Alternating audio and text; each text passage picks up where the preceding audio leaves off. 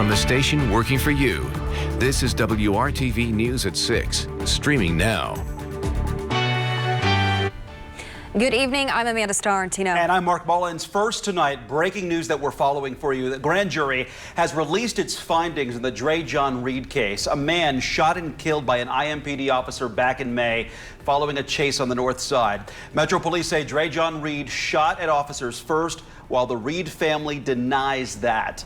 We have a team coverage of today's announcement. We start with WRTV Investigates Rafael Sanchez, who has been covering this case from the beginning. And Rafael, the special prosecutor, announced the grand jury found insufficient evidence to indict Officer DeJour Mercer. The very latest here from the Breaking News Live Desk in our newsroom. And just in, the family of Dre John Reed telling me that they will not be speaking tonight through their spokesperson as they watch the latest information released, including new video and audio just released by state police. The grand jury has determined that Metro Police Officer DeJour Mercer will not face any criminal charges in the fatal shooting of Reed. The 21-year-old was killed during a foot chase with Mercer. Mercer shot him during an exchange of gunfire, and today a special prosecutor fighting back tears said this was not an easy task. Our live team coverage now begins with WRTV's Cameron Riddle. He is live at the Indiana State Police Museum, where he brings us more from the special prosecutor, Rosemary Corey. Cameron, good evening.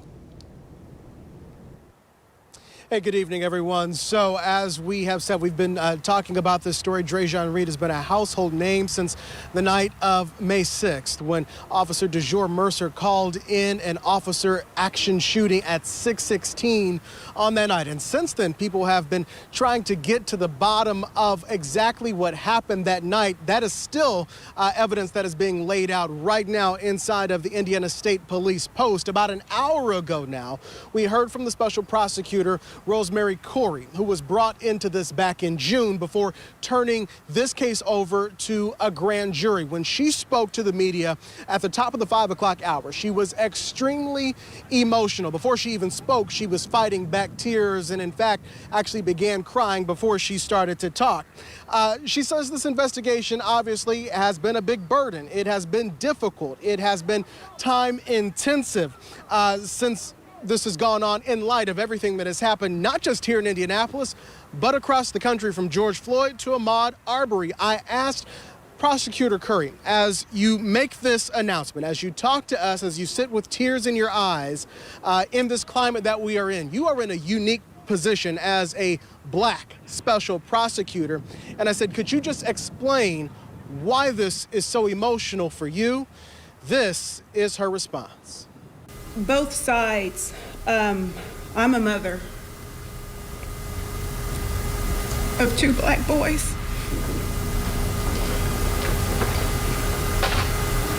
And I know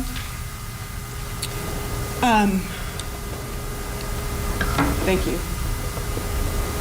I don't know how Mr. Reed's mother feels, but I'm a mother of 2 black boys. I also I'm very empathetic toward Officer Mercer. I know that that had to be a difficult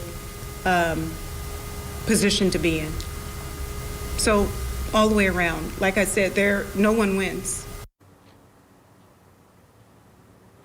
She's saying no one wins here with what they call a no bill being put forward, meaning the grand jury who looked at that evidence since they got that back on August 21st could not see that there was insufficient evidence to indict. That, on top of everything 2020 has brought, that black prosecutor, a mother of 2 black boys, obviously taking this very, very hard.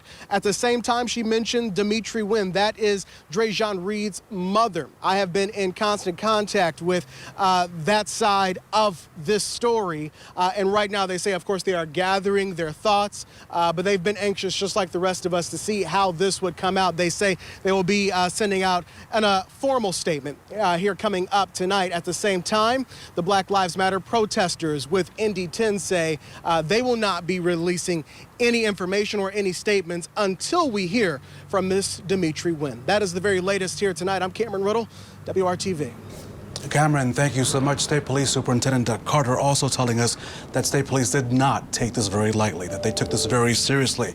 Our team coverage now continues with WRTV's Cornelius Hawker. He's live downtown, where many businesses boarded up their windows just in case there was a backlash to the grand jury's decision. Cornelius, good evening. Good evening to you, Raphael. Yeah, just like you said, businesses have been boarding up for days like this and on down there, anticipating some trouble whenever this grand jury decision came out. But as you can see, it is a pretty typical night. Traffic is moving freely. Police have marked the signs off where you can't park down here. And speaking of police, there is an increased presence. They are all around downtown, placed in strategic spots. So if anything does start to happen, they'll be able to get to anywhere within the downtown circle within minutes. I've also seen a lot of police officers on bikes, more so than usual.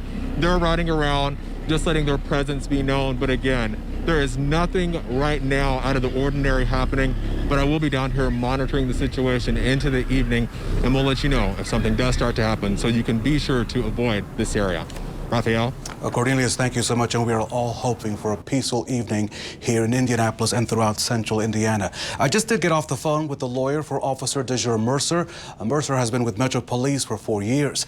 A statement will be released on his behalf in just a couple of hours, I am told, with the grand jury saying no bill in this case. This case is now closed in the state court system. Now, there is a federal lawsuit that was filed just here in downtown Indianapolis that remains very active, and the family of Reed is still waiting for a response from the Department of Justice requesting a federal investigation. Mark? Raphael, talk a little bit about, this case did bring about some changes from the Metropolitan Police Department after we saw some of the protests earlier in the year as a result of not only the shooting in this area, but in Minneapolis and other parts of the country. Talk to us about what this case helped with the police department in changing some of its protocol. Mark, I'm glad you asked me about that, because as you may recall, those protests were intentional, they were loud, and they were, of course, they were directed at changing the system. And since May the 6th, when Drejon Reed was killed, the city has begun to implement many changes. One of the more significant ones, of course, is this General Order 130, which now requires police officers to de-escalate a situation, to use less force when possible. Also requires officers to report another officer if they believe that that officer used excessive force, and also requires that officers receive annual training on the best practices. But Mark, really the biggest thing that we will all see as members of this community is that by mid-November, this month, of course, we will now see that all officers on IMPD will have those body cameras. This remains a breaking, developing story. Of course, we'll have the very latest for you on the news at 7 and tonight on the news at 11. But now let's check on your forecast with our very own Kevin Gregory. And thank you, Raphael. Of course, we're focused on two things this evening. The thermometer, because for the third straight day, we set another record high, 77 in Indianapolis. Temperatures are still in the 70s at this hour. Some headlines for you. I think we'll have rain. It'll be a fairly thin line, including some thunderstorms. There's potential a couple of those could be severe, with damaging wind being the main threat. It's going to be windy outside of Indy, thunderstorms gusting over 30 miles per hour. Tornado watch, northern Illinois, central Illinois with a shrinking severe thunderstorm watch. This cold front will change the way you dress for tomorrow for sure. As we look at the radar now, thunderstorms from St. Louis to Chicago, just some rain to the south. We wait. We'll talk about how long we wait for this line to arrive and how long we stay cool after that coming up. Thank you, Kevin. And COVID-19 continues to take the lives of Hoosiers across the state, and at a higher rate than we saw just last month. In today's report, the Indiana Department of Health confirms 63 additional deaths. That means 4,481 Hoosiers have died with the coronavirus since the pandemic began. And as COVID-19 cases and hospitalizations climb in our state, hospitals in rural areas are reaching critical bed status. WRTV's Stephanie Wade looks at how this trend is impacting small communities in the warning healthcare workers have for everyone. We are definitely feeling the pinch. Rural hospital systems like Reed Health, serving 9 counties in the eastern part of the state, are at critical bed status because of the increasing number of hospitalized COVID-19 patients. Virtually all the counties surrounding us and our own are seeing historic highs. Setting record highs for the area, the vice president of medical affairs says they're running out of space. There are only so many places we can put them. We've created some temporary space to have overflow, but that is being exceeded as well. He fears they'll have to cut back on services if this trend continues. We will have to look at whether we can continue to support the elective surgeries and so forth. And I don't want to cause alarm or panic, but we're running out of options. Not to mention the stress it's putting on their staff. They're seeing much more turnover right now among nursing staff and have 20 open positions to fill. We have to pull people into additional work, mandatory overtime. 71 beds are being used by COVID patients. And as of this morning, Reed Health says they only have 5 beds available. We typically have, in a normal day, about 30 admissions through our emergency department. And those have gone up to 40, 50, 60, 70 a day. So how do you fit 70 people into 5 beds? Well, you have to turn over a lot of others. They're partnering with home care and extended care facilities to place patients elsewhere. While Dr. Thomas Huth says he understands that COVID fatigue is real, we, and young people especially as asymptomatic spreaders, need to keep wearing face masks and to follow safety precautions so hospitals are able to continue caring for patients. If everybody can understand that chain of transmission and take their own personal responsibility for their place in that chain, then we can get control over it. Stephanie Wade, WRTV. Well, there is a renewed effort to bring back retired healthcare workers and anyone in the field willing to help as cases keep rising. Just last week, state health officials said they are swamped and they need more support now more than ever. WRTV's Troy Washington talks with Frontline workers about this effort. Not only am I a doctor, but I'm a doctor married to a doctor. And my husband is actually, on the Frontline in hospitals. Dr. Jared Manning is on the front lines of healthcare every day, and so is her husband. They are definitely calling people to come back and help because the need is definitely there. This is an up and down situation. The numbers go up, they come down. If a holiday comes up, then we are definitely expecting to see the numbers rise. And that's really where we are. The numbers are rising again. Take a look at this. The Indiana State Department of Health put out this survey in an effort to maximize resources around the state. It's ridiculous that people are being asked to come out of retirement to get back into the field. They should be enjoying retirement. But Dr. Manning understands the demand is there. And she can definitely relate to wanting to help since most people in the healthcare field have a passion for it. You have to have a love for this. People are passionate to be in the fields that we're in. Nurses, all healthcare workers, doctors, we're passionate because our priority is to give. We're giving, we're serving the people. So yeah, a lot of them, most of them don't mind actually having to come back and give back. But I really hate to see them being asked to do that. She says most of her colleagues don't mind coming back, but she hates to see it reach that point. The survey is looking for Hoosiers willing to volunteer or work above and beyond their current duties. It also mentions skill set, current job status, and certifications, as well as availability to work. Working for you, Troy Washington, WRTV. And while frontline healthcare workers are being asked to step up and do more, last week Dr. Christina Box and Governor Holcomb asked Hoosiers to also step up their efforts when it comes to wearing masks, socially distancing, and wearing masks. A former Tri-West High School principal will apologize to one of his former students after admitting he failed to properly report allegations of suspected child abuse. Adam Benner reached an agreement with prosecutors. WRTV Investigates Kara Kenny went through those court documents and explains how the victim's family wants more done to help protect others. Adam Benner reached a pretrial diversion agreement with prosecutors on November 6th. In this 2-page agreement, he admitted to one misdemeanor charge of failure to make a report. The charges against Benner stem from the Tyler Bruce case, a former Tri-West teacher and coach who is now charged with child seduction. Court records show Adam Benner knew about the allegations involving Bruce and a then 16-year-old student. And rather than reporting it to police or the Department of Child Services, Benner told other administrators that any further information regarding Bruce and the student should be sent directly to Benner. As part of the agreement, Benner must write an apology letter to the victim, who is now 18 years old. Instead, use your time to go teach another teacher, administrator, someone in another school system to prevent it from happening to someone else. That would be a real apology. Court documents say teacher Tyler Bruce solicited Snapchat photos from the student and touched her under her clothing. Bruce denies the allegations. It's not something that you can leave behind, right? It leaves a permanent mark, and that scar she'll carry with her forever, unfortunately. But I think she's working through it. She's strong, and I think she'll find ways to use this to hopefully help others in the future. Adam Benner resigned from Tri-West in June 2019 as the criminal investigation into Bruce was just beginning. As part of the one-year agreement, Benner must also not commit any criminal offenses, promptly respond to all telephone calls and letters from the prosecutor's office, pay court fees and costs, and must work to find suitable employment. If he meets the requirements, after a year, prosecutors will dismiss the criminal case against Benner. The Indiana Department of Education suspended Benner's teaching license until February 2021, and his administrator's license is suspended until February 2022. If he can't make good decisions around children, he shouldn't be around them.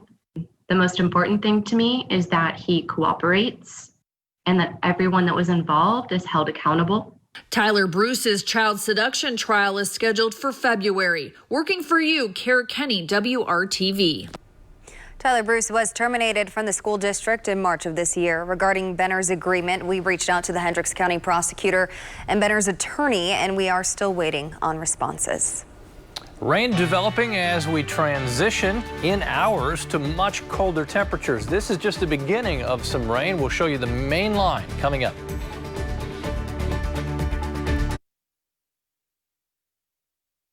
You'll know when the cold front moves through. Temperatures will drop 15 to 20 degrees, I think, within an hour of that happening. More on that in a second. Rain developing now may include a couple embedded thunderstorms, and there's a marginal or low risk. A couple of those could be on the strong side.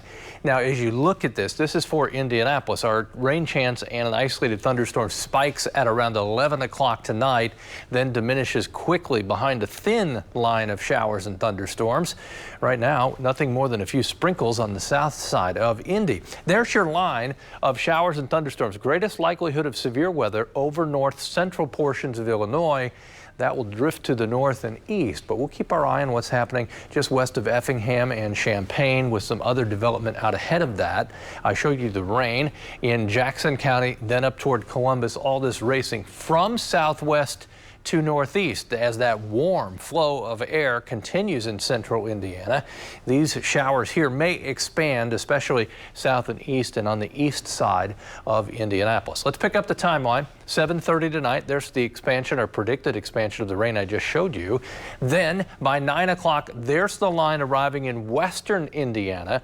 Again, isolated damaging wind could be associated with this line. 11 o'clock tonight, approaching and moving through the metro area. By 1 o'clock in the morning, pushing into the eastern portion of the state. And that really opens the door to the much cooler temperatures that will be around for a while. The fast-moving nature of this, and I think the thin band of rain, will keep our rainfall potential in general quarter of an inch or less. Will be windy for all of us, even outside of thunderstorms. And notice the wind arrows out of the south at first, then changing overnight.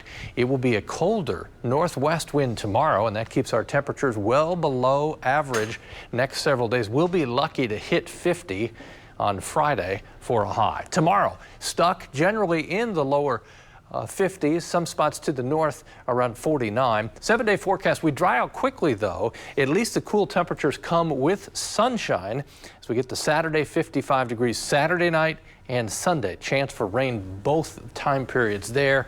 62 is the warmest temperature that we have moving forward. Quite a change from our temperatures in the upper 70s. Amanda? Thank you, Kevin. New jobs are opening up right now, so we are showing you what is available in the Hiring Hoosiers job feed. Indiana Mentor is a home and community-based human services provider. They are seeking direct support professionals. You would provide care and support to individuals with disabilities. Find this post on the Hiring Hoosiers Facebook page. First Call Staffing is hiring for a manufacturing company in Indianapolis that designs and builds lithium-ion energy storage solutions and battery systems. The company needs an assembly associate who will support all manufacturing operations. Pay is $15 an hour. HireQuest is looking for forklift drivers to work at a company in Pendleton. Pay is $16 an hour. The Indiana Department of Correction is trying to fill a number of open positions, so the agency will host its second of 3 virtual hiring events this week. The next job fair is this Thursday, November 12th at 3:30 p.m. Click on this story on hiringhoosiers.com for more info. Learn more about all of these jobs at hiringhoosiers.com and the Hiring Hoosiers Facebook page. We'll be right back after this break.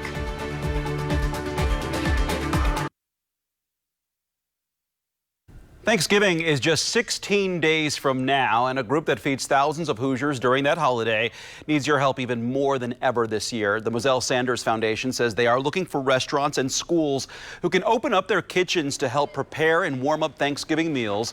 That's because the kitchen they normally use at Butler University is shut down because of the pandemic. The Moselle Sanders Foundation is also looking for donations and volunteers. If you can help, call them at the number on your screen there. It's 317-636-7985.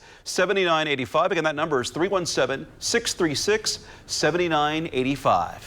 Some other numbers for you. 73 degrees. Enjoy that. It will not be that warm again through the next 7 days, but it stays warm the next several hours. Just want to show you tonight an isolated severe storm possible, especially the western 2/3 of the state. As we inherit a line from the west, they should weaken as they move east. There's some general rain showers, Nashville and Columbus pushing northeast. Mark? Thanks for watching WRTV News at 6. It was great having you along. Well, News Tonight with David Muir is next, and we'll see you on the news at 7.